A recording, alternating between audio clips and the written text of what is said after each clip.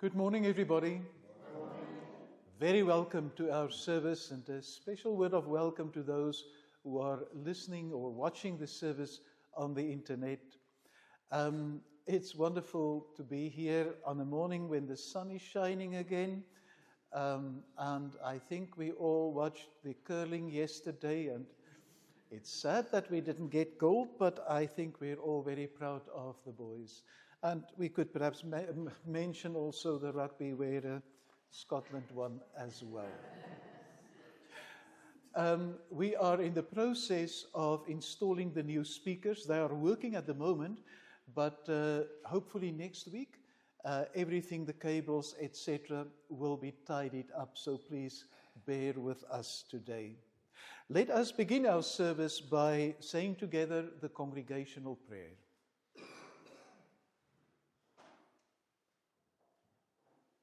Loving Father, we prayerfully ask you to bless us here in your church as we join together to worship you. Be with each one of us and the homes and families we represent. We pray for all the groups attached to this church, that they may thrive and welcome all who take part. Let us go out from here showing to others the joy that knowing you can bring. May we ask that this church on the hill continue to be a beacon to all who visit or live in our village, and that we show your love in all we say and do.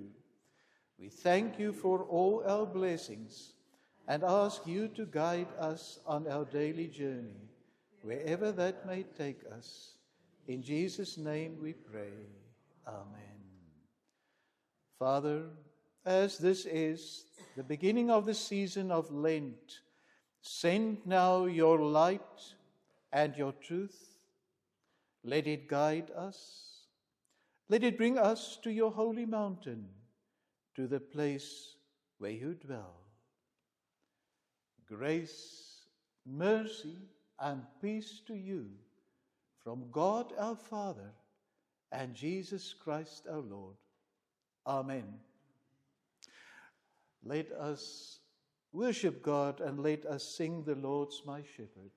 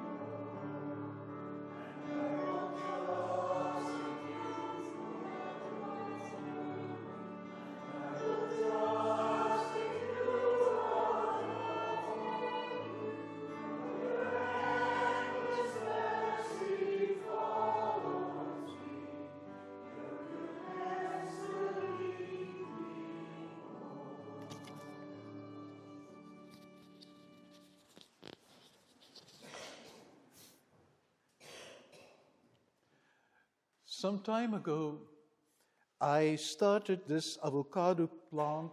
I used this stone from the avocado to grow a new avocado tree.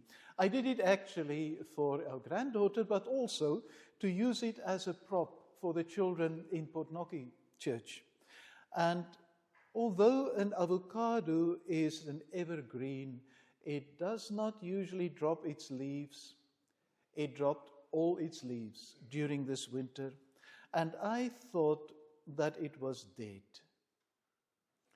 I didn't have really hope for this avocado, and yet recently you can see there are new leaves coming out and even a few tiny green shoots.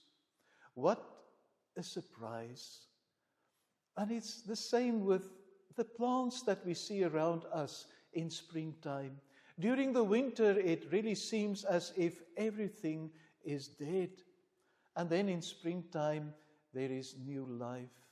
And I believe that God uses this image in springtime to give us a message. There are times when we think there's no hope. And yet, with a God who loves us, there is always hope. And just as there can be new life after a winter, however severe the winter is, there will be new life in our own hearts and in our own lives, even though we give up hope. With God, there's always a new beginning. There's hope. Let us pray. Heavenly Father, we pray that for those who walk in darkness, light will shine. For those struggling on the way, comfort will be given. For those who watch and wait, you will appear. This Eastertide, we open our eyes to you with us, for us, going ahead of us, calling, follow me. May we celebrate the living Christ in the quiet moments of our prayer, in the meeting of our need, in the praise that touches our lips, and the service we long to give, alive to reshape all things, breathing hope into the darkest hour, spreading peace across warring lands, sharing faith and hope, birthing love in hardened hearts. Father, we pray for those who feel stretched and tired, and whose lives are strained and stressed. Those who are concerned about their family and friends. We bring to you those who are bereaved, those who are suffering, those who are caught in the terror of war, those who feel that they have lost their faith. Father, may your light shine in our darkness. Help us to have life and have it in abundance. Move our hearts. Lord, change our understanding. Help us to believe. May we be channels of your peace. May people see you in our gentle words of comfort and the helpfulness of our hearts. Free our minds and spirits that we might move others to change their perceptions of you. Father, hear us now as we bring to you in a moment of silent prayer those who are in our hearts.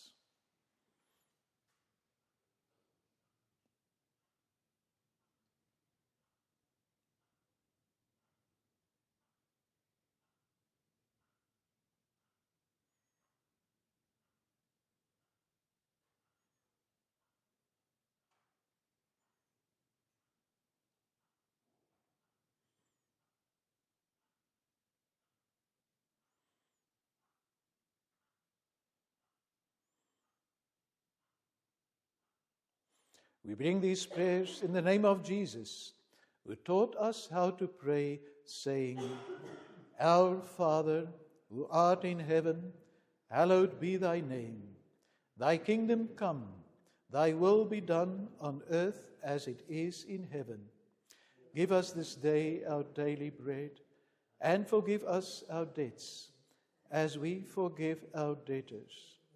And lead us not into temptation, but deliver us from evil.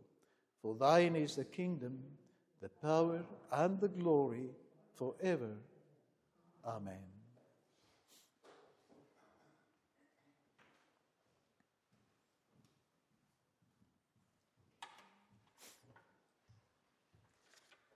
The first reading is Psalm 130. Out of the depths I cry to you, O Lord. O hear my voice. Let your ears be attentive to my cry for mercy.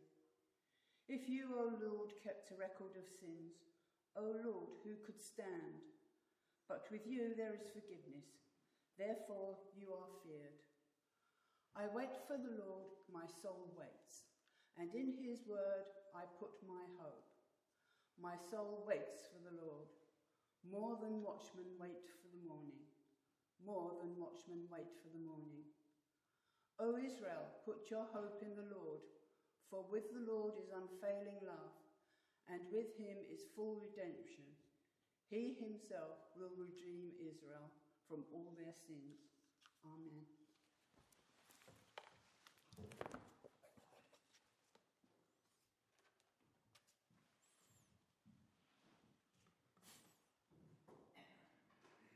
Thank you, Janet. Let us now sing in the bulk, There is a Flower.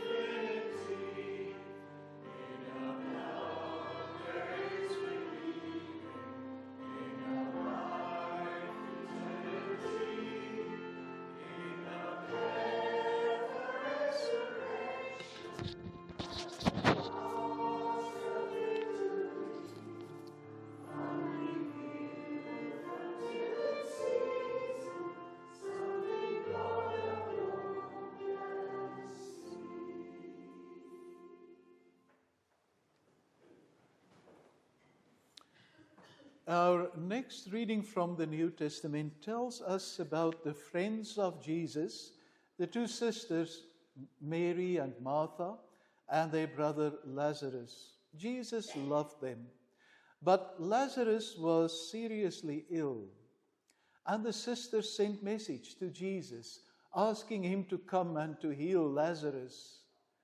But Jesus delayed it, and eventually, when he came to Mary and Martha, their brother Lazarus has already died.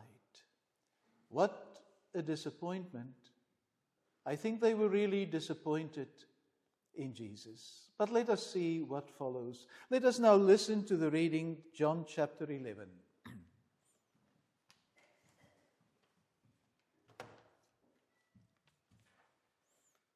John chapter 11, verses 17 to 27 and 38 to 44. On his arrival, Jesus found that Lazarus had already been in the tomb for 4 days. Bethany was less than 2 miles from Jerusalem, and many Jews had come to Martha and Mary to comfort them in the loss of their brother. When Martha heard that Jesus was coming, she went out to meet him, but Mary stayed at home. "Lord," Martha said to Jesus, "if you had been here, my brother would not have died. But I know that even now God will give you whatever you ask." Jesus said to her, "Your brother will rise again." Martha answered, "I know he will rise again in the resurrection at the last day." Jesus said to her, "I am the resurrection and the life. He who believes in me will live even though he dies. And whoever lives and believes in me will never die. Do you believe this?" "Yes, Lord," she told him. "I believe that you are the Christ, the Son of God, who was to come into the world." Jesus raises Lazarus from the dead. Jesus, once more deeply moved, came to the tomb. It was a cave with a stone laid across the entrance. "Take away the stone," he said. "But Lord," said Martha, the sister of the dead man, "by this time there is a bad odour, for he has been there for 4 days." Then Jesus said, "Did I not tell you that if you believed, you would see the glory of God?" So they took away the stone. Then Jesus looked up and said, "Father, I thank you that you have heard me. I knew that you always hear me, but I said this for the benefit of the people standing here, that they may believe that you sent me." When he had said this, Jesus called in a loud voice, "Lazarus, come out." The dead man came out, his hands and feet wrapped with strips of linen and a cloth around his face. Jesus said to them, "Take off the grave clothes and let him go." Amen.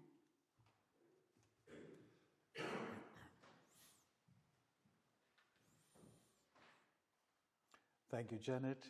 May God bless to us the reading of his holy word. Let us now sing, "O God, you search me and you know me."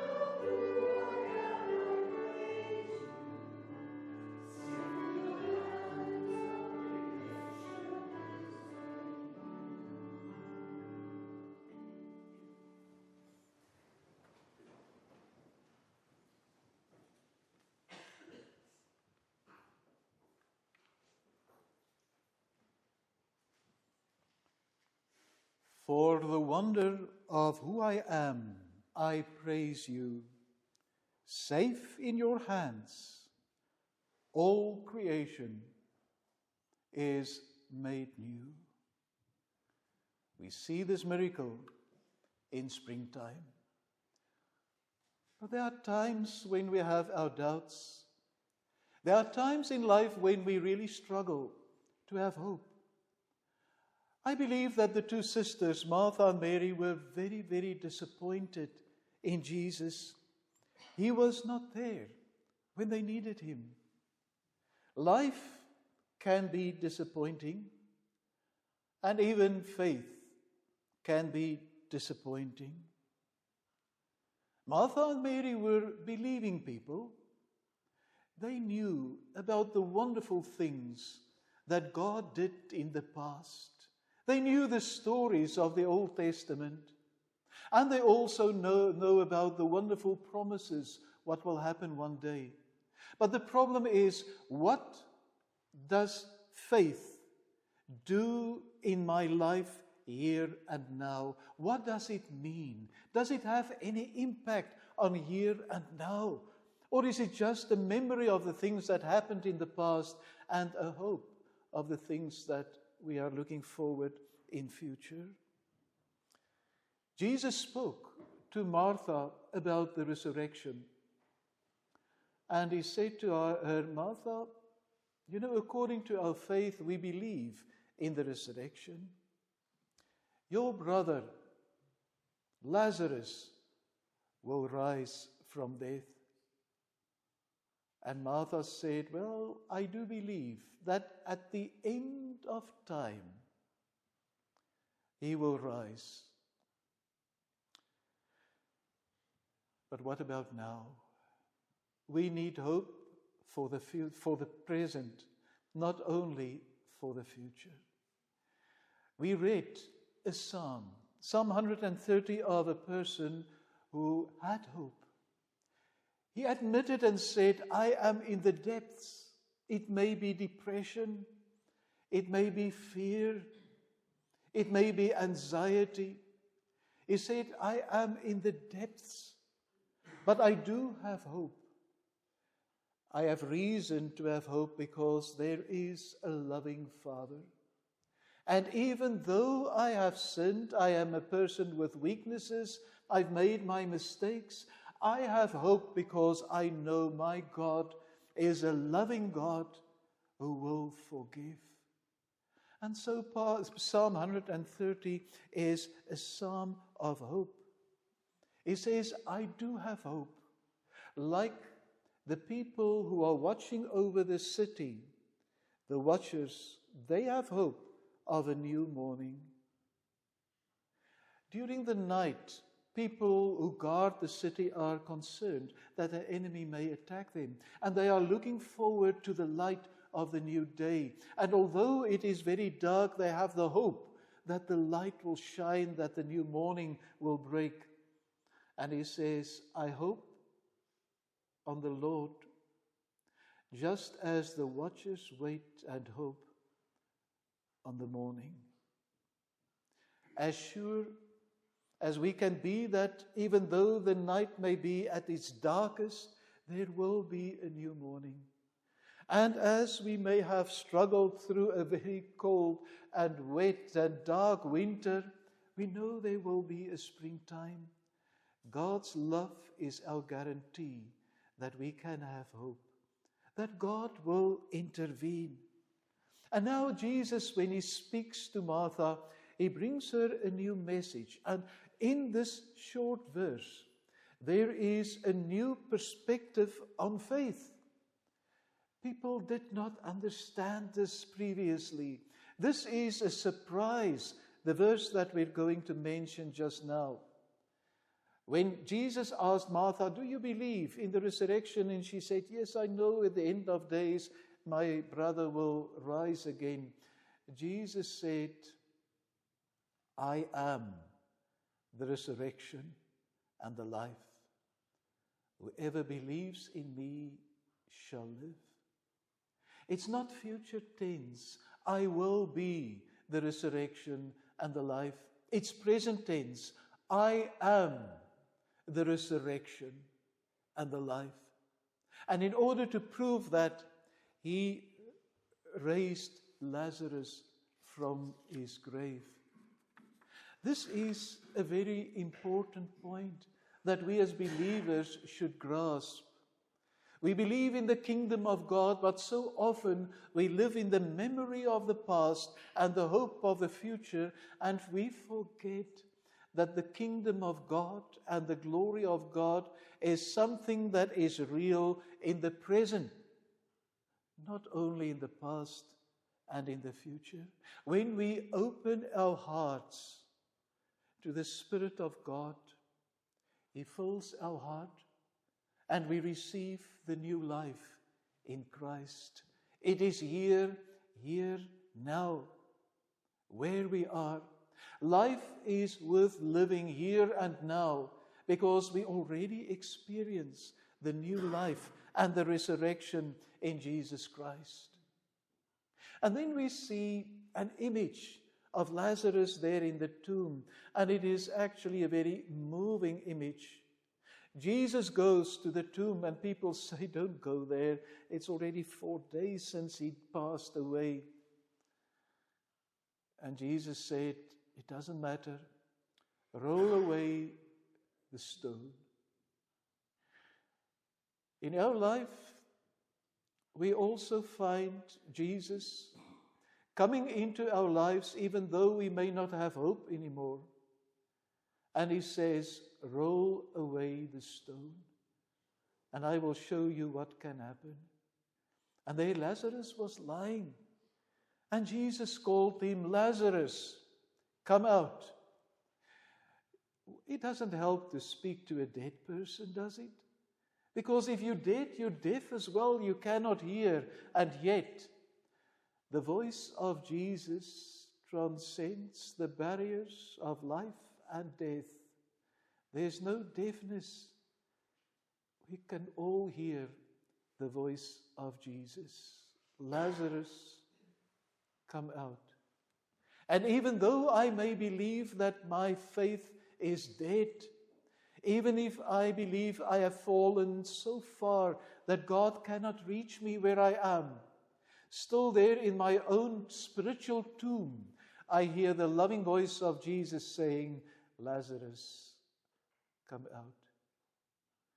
And when I hear his voice, I can feel that there's breathing. I can feel a heartbeat. And the dead man is standing up and is walking towards the light. Jesus Christ is calling each one of us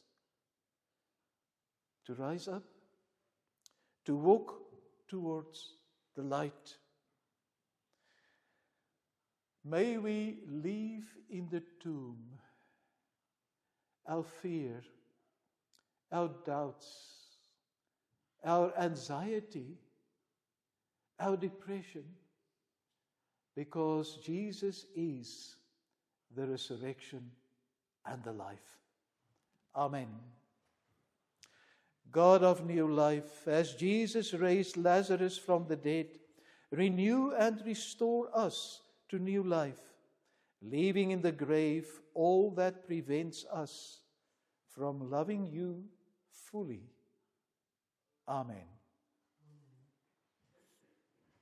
Let us now sing, Thine be the glory, risen, conquering Son.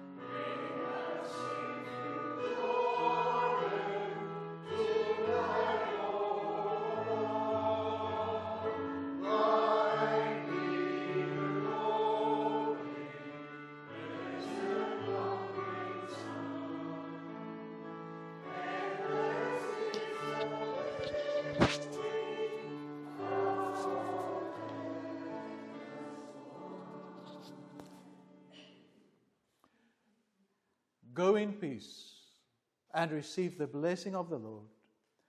The grace of our Lord Jesus Christ, the love of God, and the fellowship of the Holy Spirit be with you and those whom you love evermore.